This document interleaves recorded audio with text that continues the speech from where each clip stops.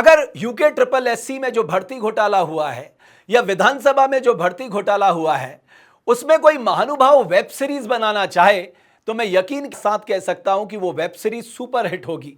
विकास कार्यों के लिए योजना नहीं बनाई जाती, नीतियों के लिए योजना नहीं बनाई जाती, घपले घोटाले करने के लिए भी योजना बनाई जाती है, बल्कि इसे बड़ी योजनाबद्ध और सुनियोजित तरीके से इसको अमली जामा पहनाया जाता है। किस तरह से सुनियोजित और योजनाबद्ध तरीके से एक पूरे रचे रचाए षड्यंत्र को अंजाम तक पहुंचाया जाता है, इसकी बानगी है उत्तराखंड विधानसभा में हुआ भर्ती घोटाला। 2014-15 की बात है।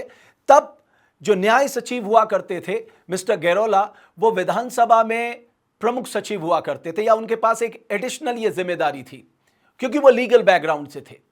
लेकिन इन सब के बीच 2.5 साल के बाद जब वो हाईकोर्ट चले जाते हैं तो तत्कालीन अपर सचिव जो जगदीश चंद्रा हैं, उनको श्रीमान कुंजवाल जी वहां पर प्रभारी सचिव नियुक्त कर देते हैं। लेकिन क्योंकि उसी सचिवालय के जो अपर सचिव होते हैं वो भी प्रशासनिक विभाग से, जिनके पास ज्यादा अनुभव होता है, मिस्टर थपलियाल, वो हाईकोर्ट चले जाते हैं। हाईकोर्ट कहता है कि साहब आप एक फेयर मौका दीजिए, इक्वल अपॉर्चुनिटी दीजिए, इसके लिए आप विज्ञापन निकालिए और उसमें मिस्टर जगदीश चंद्रा भी अप्लाई कर सकते हैं। हुआ ये, जब विज्ञापन निकला, क्योंकि कुंजवाल जी तो पहले ही मन बना चुके थे कि मुझे जगदीश चंद्रा को ही अपना सचिव नियुक्त करना है, हुआ भी वही, जगदीश चंद्रा को सचिव नियुक्त कर दिया गया और इस तरह से थपलियाल जी उस रेस से बाहर हो गए। अब बात आती है, अब कहानी आगे बढ़ती है। ये 2016 की घटना है, ये जो मैं बता रहा हूं ये 2014-15 की घटना है।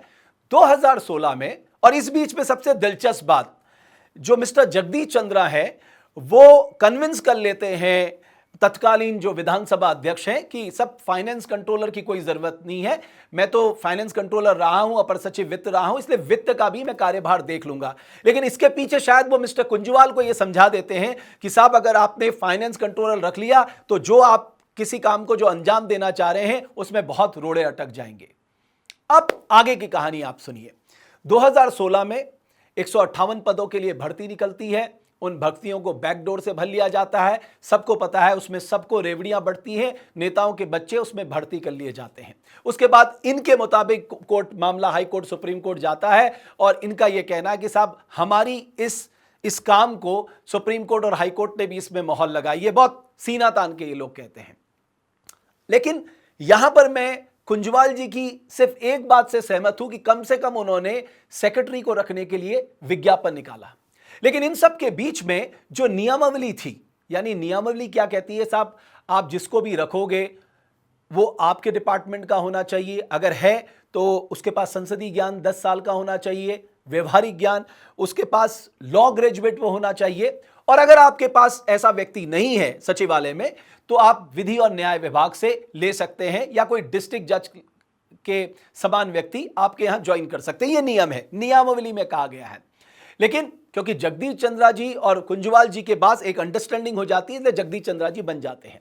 अब क्योंकि यह मामला उठता है, बहुत हल्ला होता है, उसके बाद नई सरकार आ जाती है। नई सरकार में प्रेमचंद अग्रवाल जी विधानसभा अध्यक्ष बनते हैं और जगदीश चंद्रा उनको भी एक तरह से अपने पक्ष में मोल्ड कर लेते हैं और उनके पास समय भी होता है क्योंकि उनके रिटायरमेंट में अभी कुछ टाइम बचा हुआ था। उसके बाद जगदीश चंद्रा की यह कोशिश रहती थी कि साहब अगर मैं रिटायर भी हो जाऊं तो कुछ ऐसे नियम बन जाए कि रिटायरमेंट के बाद भी हमें एक्सटेंशन मिल जाए। तो उन्होंने 2016 में एक अमेंडमेंट किया, यह नियमावली है, उसमें यह कहा गया कि साहब 3 साल तक, यानी रिटायरमेंट के 3 साल बाद तक अगर स्पीकर चाहें तो वो सचिव को एक्सटेंशन दे सकते हैं। इसी आधार पे उसके इतना ही नहीं, इसके आगे भी उन्होंने एक क्लॉज जोड़ा। उन्होंने कहा इसके बाद भी अगर कोई स्पीकर किसी को एक्सटेंशन देना चाहे तो वो शासन और न्याय विभाग की परामर्श करके उसे एक्सटेंशन दे सकता है, यानी रास्ते पूरे खोले रखे। इन सब के बीच में पहले क्या होता था कि जो भी आप प्लान करते थे, योजना बनाते थे, आपको उसको न्याय विभाग को भेजना पड़ता था, विधि और न्याय विभाग, और उसके बाद वो आपको वापस आता था। फाइनेंस कंट्रोलर उसकी फाइनेंस की चीजों को देखता था। ऐसा इन सब में कुछ नहीं हुआ। लेकिन 2017 में जब प्रेमचंद अग्रवाल जी आए और जगदीश चंद्रा जी को उन्होंने कुछ एक्सटेंशन दिए, लेकिन एक दौर ऐसा आया कि उन्होंने जगदीश चंद्रा जी को एक्सटेंशन देने से मना कर दिया और 2021 30 जुलाई को जगदीश चंद्रा जी जो है वो बाहर हो गए। और उनको बाहर करने वाला कोई और नहीं, उन्हीं के खासम खास मिस्टर मुकेश सिंघल थे, जिनको प्रभारी सचिव नियुक्त कर दिया गया। ठीक जगदीश चंद्रा जी के साथ भी इतिहास ने वही किया जो जगदीश चंद्रा जी ने थपलियाल जी के साथ किया। अब जगदीश चंद्रा जी के साथ भी वही हो रहा था और ये सब कर रहे थे मुकेश सिंघल। अब सोचिए, मुकेश सिंघल साहब जो थे वो किस काडर के थे? वो थे रिसर्च काडर के। रिसर्च काडर के व्यक्ति को प्रभारी सचिव बना दिया गया।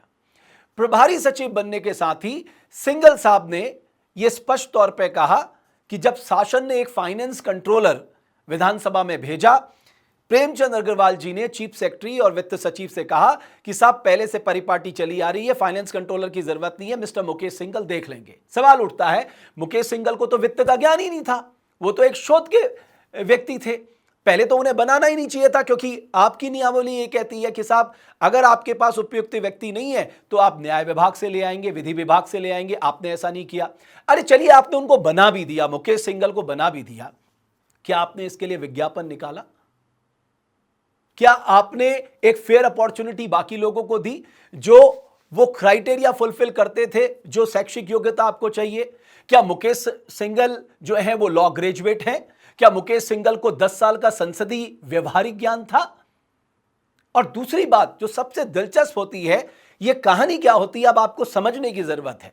दरअसल मुकेश सिंघल को प्रेमचंद अग्रवाल ने अपना इंटेंशन बता दिया था, क्योंकि तत्कालीन मुख्यमंत्री त्रिवेंद्र सिंह रावत ने भी यह कहना है कि साहब मेरे पास जो फाइल आई थी मैंने उसमें नोटिंग कर दी कि जो आप भर्ती करना चाहते हैं आप जरूर करिए, लेकिन आप इसके लिए एक फेयर सिलेक्शन प्रोसीजर अपनाएंगे, यानी आप यूके SSSC से भर्ती करा लीजिए या दूसरे जो हमारे संस्थान है उससे भर्ती करा लीजिए। लेकिन यहां क्योंकि प्रेमचंद अग्रवाल जी जानते थे कि अगर हम फेयर सिलेक्शन में जाएंगे तो अपने लोगों को मौका नहीं मिल पाएगा, इधर फाइनेंस कंट्रोलर को ज्वाइन ही नहीं करने दिया प्रेमचंद अग्रवाल ने।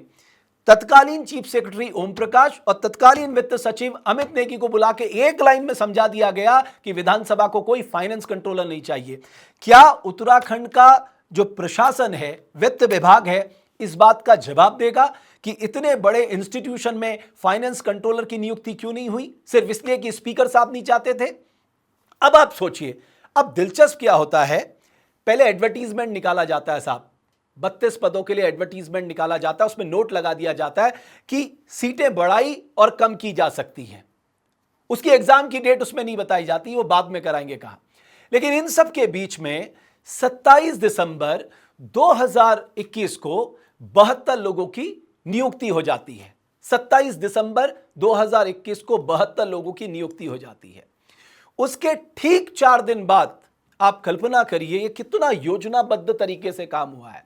उसके ठीक 4 दिन बाद जो ये मुकेश सिंघल हैं, इन्हें 2-2 पे फिक्सेशन मिल जाते हैं, यानी ये एडिशनल सेक्रेटरी के पे फिक्सेशन में भी आ जाते हैं और ये सेक्रेटरी के भी पे फिक्सेशन में आ जाते हैं, और ये लेटर भी अपने नाम से ही जारी करते हैं कि साहब फला व्यक्ति को 2-2 पे फिक्सेशन मिल गए, जो कि हो ही नहीं सकता, क्योंकि दूसरे कैडर के व्यक्ति को दूसरे कैडर में लाके, ये ऐसे समझ लीजिए आप, मान लीजिए मैं हिंदी का प्रोफेसर हूं और मुझे कह दिया गया जाओ आप गणित पढ़ाओ। चलिए मान लीजिए कि मुझे गणित में भी प्रेम है, मैं गणित भी पढ़ा सकता हूं, बट मेरा भी तो एक सिलेक्शन होगा ना, मुझे वापस जाना पड़ेगा, अपना सिलेक्शन उस विभाग में कराना पड़ेगा, तब जाके मैं पढ़ाऊंगा। यहां ऐसा कुछ नहीं हुआ।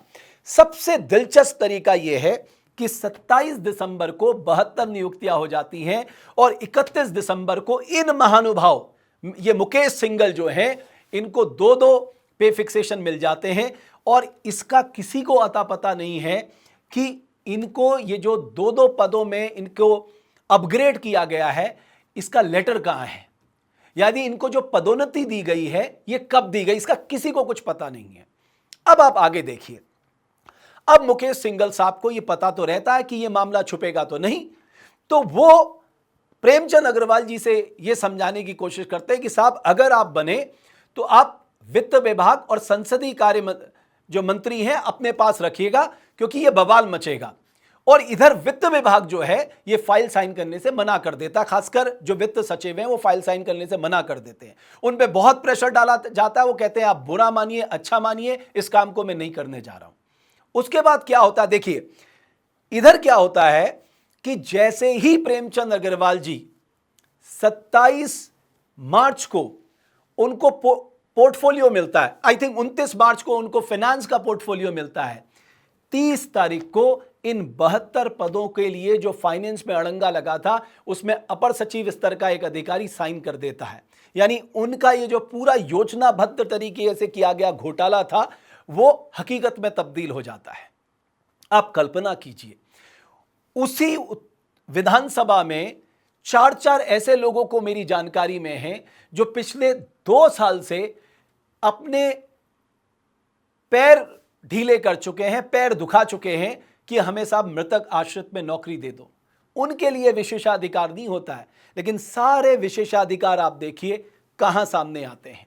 मैंने आपको सिर्फ एक कोशिश की थी कि मुकेश सिंघल जो वहां के सचिव हैं, उनको किस तरह से गैर कानूनी तरीके से, मैं कहूंगा, उनको नियुक्ति दी गई, उनकी पदोन्नति की गई, उन्हें 2-2 पे फिक्सेशन दिए गए एक दिन में, और उनको इसके बदले जो है ये काम करने को कह दिया गया।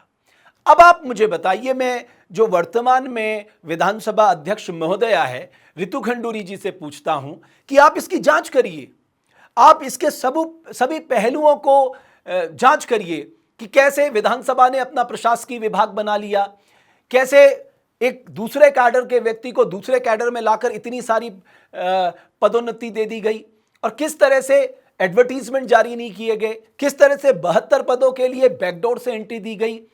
मैं आपसे रिक्वेस्ट करता हूं ऑनरेबल मैम कि इस समय आपकी इमेज भी स्टेक में है, इसलिए नहीं कि क्योंकि आपके ऊपर सबकी नजरें टिकी हुई हैं, पूरे उत्तराखंड की नजरें टिकी हुई हैं, हर उस बेरोजगार की नजरें टिकी हुई हैं जो आपसे न्याय की उम्मीद करता है। मुझे पूरा भरोसा है कि आप न्याय भी करेंगी, और जिन लोगों ने सुनियोजित ढंग से, योजनाबद्ध तरीके से इस घोटाले को अंजाम दिया है, चाहे वो 2016 का हो, चाहे 2021 का भर्ती घोटाला हो, उनको आप कानून के दायरे में लाकर सजा जरूर दिलाएंगी। बहुत बहुत धन्यवाद आप सभी दर्शकों का हमारी इस पेशकश को देखने के लिए।